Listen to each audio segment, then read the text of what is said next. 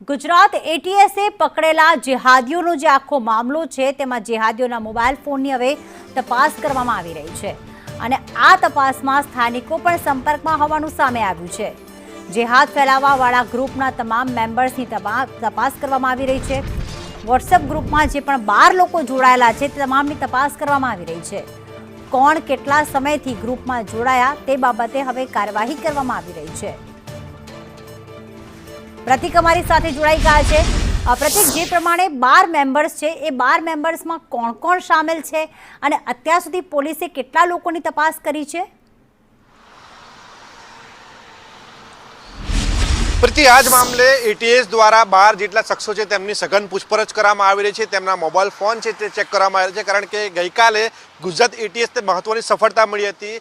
2 વ્યક્તિઓ કે જે દેશ વિરોધી પ્રવૃત્તિ કરવાનું ષડયંત્ર રચી રહ્યા હતા તેમજ દેશમાં ગઝવાએ હિન્દ ફેલાવવાનું કાવતરું રચી રહ્યા હતા તેવા વ્યક્તિઓની ધરપકડ કરવામાં આવી છે, જેમાં એક વ્યક્તિ સિદ્ધપુર પાટણનો રહેવાસી છે તો બીજો વ્યક્તિ છે તે મુંબઈનો રહેવાસી છે। આ બંને વ્યક્તિઓ કે જેમાં એક ઇરફાન પઠાણ નામનો શખ્સ છે તેમજ બીજો છે મુર્શિદ શેખ નામનો, આ બંને શખ્સોની ધરપકડ કરવામાં આવી છે અને તેમના મોબાઈલ ફોન ચેક કરતા ખૂબ જ મહત્વના પુરાવા મળ્યા છે। તેમાં એક વોટ્સએપ ગ્રુપ મળી આવ્યું છે કે જેની અંદર આ પ્રકારની આઈએસ તેમજ જેહાદી પ્રવૃત્તિઓ છે તે ફેલાવાનું કાવતરું રચવામાં આવતું હતું। આ સાથે ન માત્ર ભારત પરંતુ વિદેશના નાગરિકો કે જે મુજાહિદ કરવા માટે તૈયાર છે તેવા વ્યક્તિઓને પણ તે ગ્રુપમાં જોડવામાં આવતા હતા, તેમને ઉશ્કેરવામાં આવતા હતા, તેમને બોમ્બ કેવી રીતે બનાવો, આરડીએક્સનો બોમ્બ કેવી રીતે બનાવો તેમજ હથિયારો સપ્લાય કરવા માટેનું કાવતરું રચવામાં આવતું હતું આ ગ્રુપમાં। આ સમગ્ર મામલે હાલ એટીએસ દ્વારા સઘન તપાસ કરવામાં આવી છે। બંને વ્યક્તિઓ કે જે ઝડપાયા છે તેમના મોબાઈલ ફોન દરમિયાન એક વોટ્સઅપ ગ્રુપ મળી આવ્યું છે જેની અંદર 12 જેટલા સક્રિય સભ્યો મળી આવે છે। આ 12 સક્રિય સભ્ય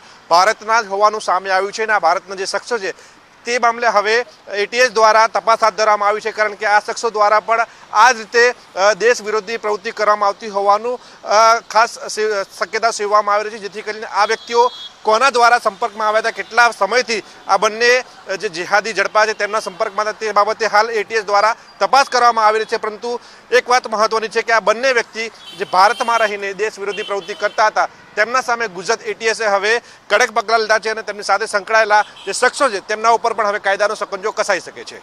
આભાર તમામ વિગતો માટે પ્રતિક।